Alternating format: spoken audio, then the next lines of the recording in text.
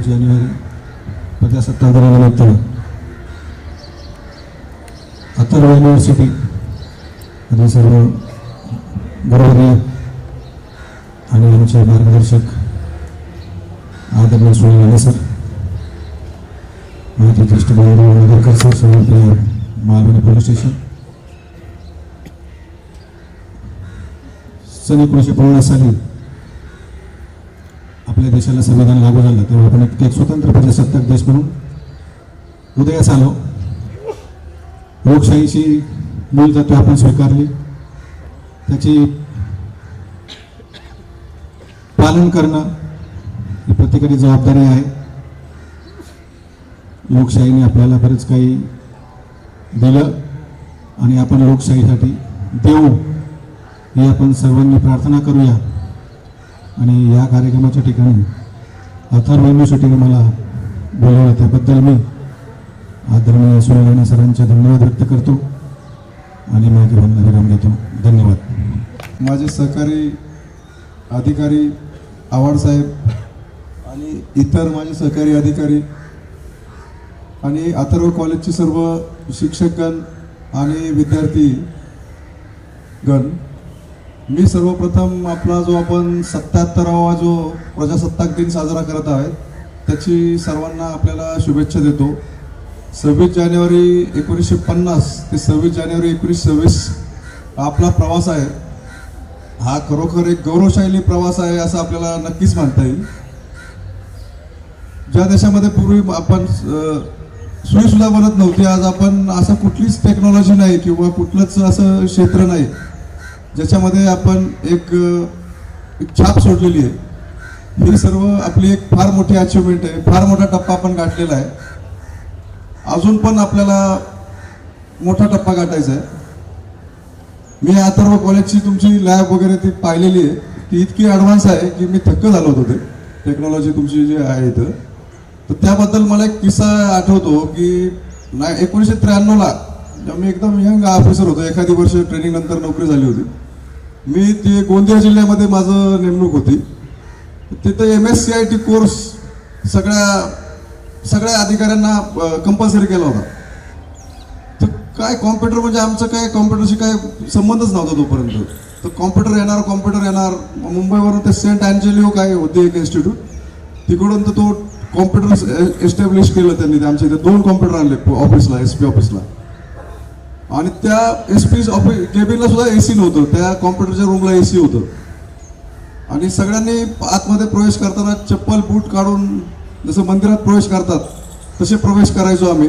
आणि आमचं मग ते 3 महिने तो ट्रेनर होता जो ट्रेनिंग द्यायला आला होता, त्याला सगळ्यात तिथल्या बेस्ट हॉटेलमध्ये राहण्याची व्यवस्था केली होती. त्याला रोज घ्यायला गाडी जायची, त्याला घेऊन यायची आणि आमचं ट्रेनिंग झालं. ते 50 मार्काची परीक्षा झाली.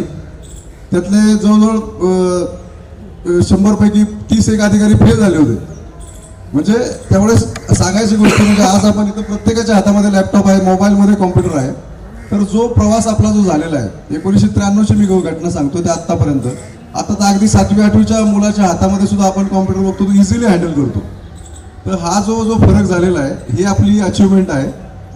तर सर्वांना परत एकदा शुभेच्छा देतो. आणि भारत के 77वें गणतंत्र दिवस के उपलक्ष्य में मैं सभी अथर्व यूनिवर्सिटी के माध्यम से हमारे सभी छात्रों को, प्राध्यापकों को और देश के सभी नागरिकों को शुभेच्छा देता हूँ. सबसे पहले इस देश के लिए संविधान लिखने वाले हमारे भारत रत्न परम पूज्य डॉक्टर बाबा साहेब अम्बेडकर जी को, उनकी पवित्र स्मृति को अभिवादन करता हूँ, जिन्होंने संविधान के माध्यम से इस देश को आने वाले 1000 वर्षों तक चलाने की संविधान के माध्यम से जो एक दीक्षा हम सभी को दी है, उसके लिए मैं त्रिवार उनकी पवित्र स्मृति को अभिवादन करता हूँ. आज का दिन यह हर भारतीय के लिए गर्व का दिन है. 77 वर्ष प्रजासत्ताक दिन के आज हम पूरे कर रहे हैं.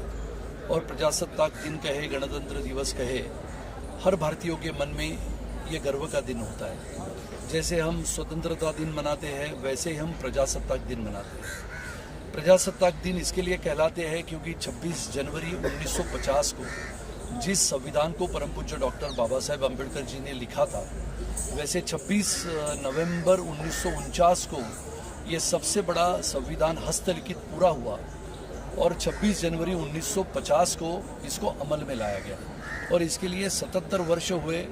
जिस संविधान के आधार पे अपना इतना बड़ा लोकतांत्रिक देश प्रगति की राह पे चल रहा है, इसके लिए हर भारतीय को संविधान के आधार पे चलने का एक मौका मिलता है और इसके लिए हम शुभेच्छा देते हैं। हम सभी जानते हैं कि देश जिस प्रकार से तेजी से एक शक्तिशाली देश करके उभरता हुआ दिख रहा है और इसका श्रेय आज के हमारे प्रधानमंत्री आदरणीय श्री नरेंद्र मोदी जी को हम देते हैं और आदरणीय प्रधानमंत्री जी की जो सोच है, जो कल्पकता है, उन विचारों की दिशा में एक विकसित भारत 2047 का एक विकसित भारत का सपना आदरणीय प्रधानमंत्री श्री नरेंद्र मोदी जी ने हम सभी भारतीयों को दिया है और इसके लिए आज की युवा पीढ़ी चाहे स्टार्टअप के माध्यम से, चाहे एक विकसित भारत के लिए अलग अलग पायाभूत सुविधाओं के माध्यम से देश के निर्माण में लगी है और इसके लिए रास्ते हो, पानी हो, बिजली हो, जैसे हम पहले कहते थे कि भारत एक विकसित होने के लिए इन सभी चीज़ों की आवश्यकता है, लेकिन भारत एक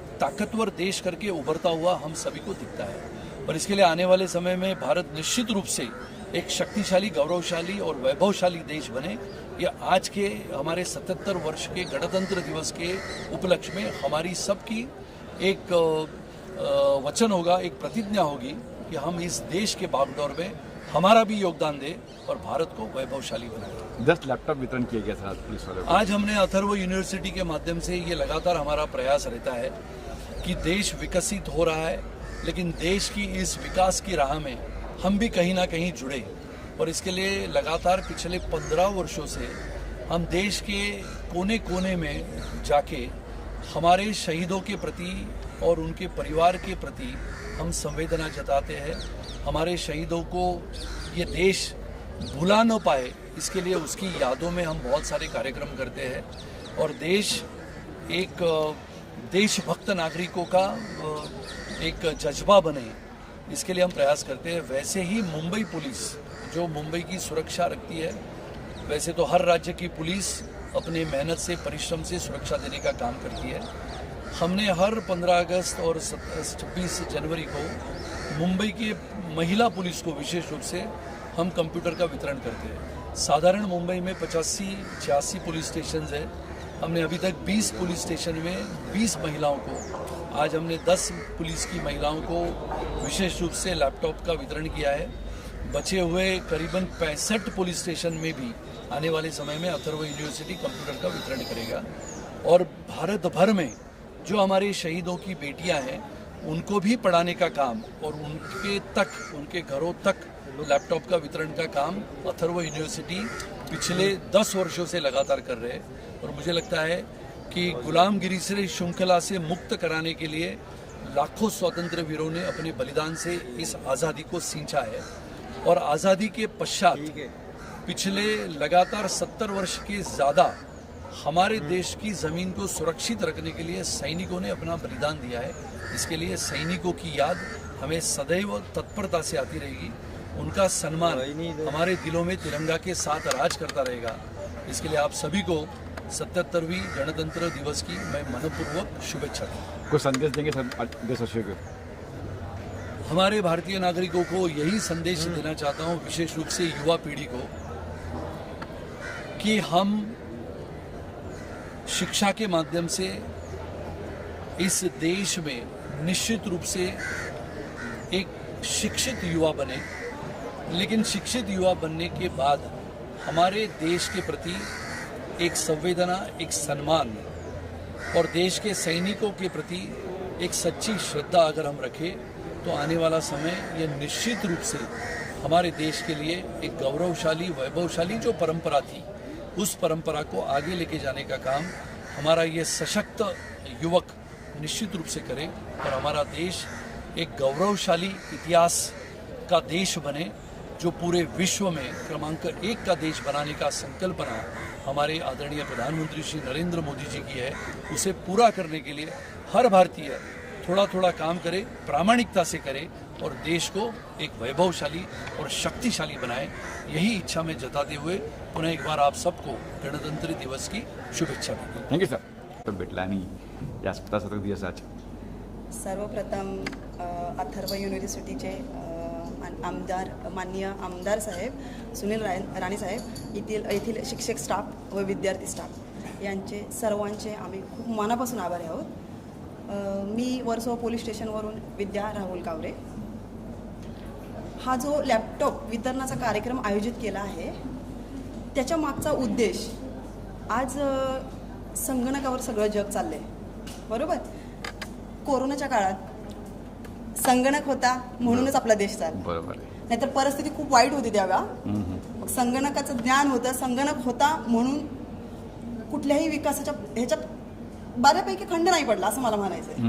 म्हणजे चालत राहिल्या आपल्या सगळ्या गोष्टी ज्या महत्त्वाच्या इमर्जन्सी गरजेच्या सेवा होत्या त्या चालत राहिल्या, त्या फक्त संगणकामुळे असं मला वाटतं.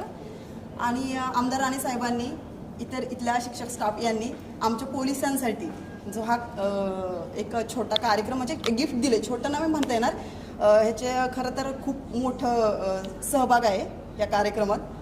आणि पोलिसांच्या या कामात त्यांचाही सुद्धा सहभाग आहे असं आम्हाला म्हणता येईल. आम्ही करतो या कामामध्ये तेही इन्व्हॉल्व आहेत याच्यामध्ये, त्यामुळे त्यांचे खूप मनापासून आम्ही आभारी आहोत.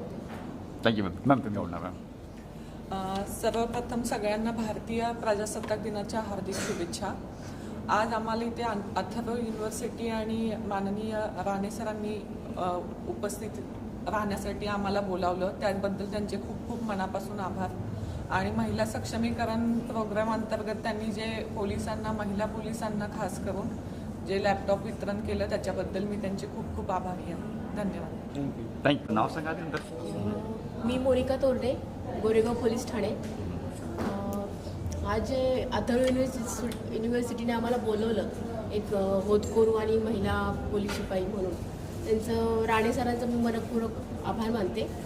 आणि तुम्हा सर्वांना प्रजासत्ताक दिनाच्या हार्दिक शुभेच्छा. थँक्यू. आणि हे जे महिलांसाठी योगदान देतात म्हणजे कधी याच्या आधीचं माहिती नाही, पण यावेळेस जर थोडं प्राऊडली फील होते की आपण पोलीस आहोत. आणि धन्यवाद. लॅपटॉप दिलं त्याबद्दल. आणि त्यांनी जे आम्हाला डेली यूजसाठी आम्ही ऑफिस स्टाफच करतो, तशी लॅपटॉपची आवश्यकता होती, ही लॅपटॉप दिला होता त्यांचा मनपूर्वक आभार.